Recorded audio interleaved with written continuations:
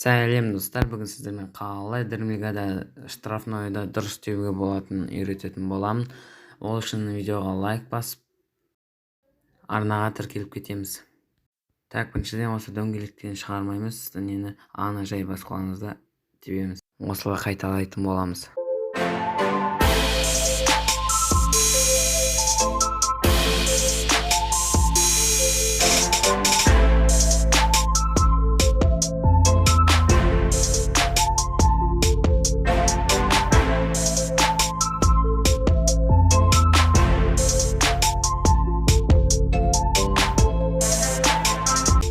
Тағы осындай видео қаласыңыздар, видеоға лайк басып, каналға тіркеліп кетеміз.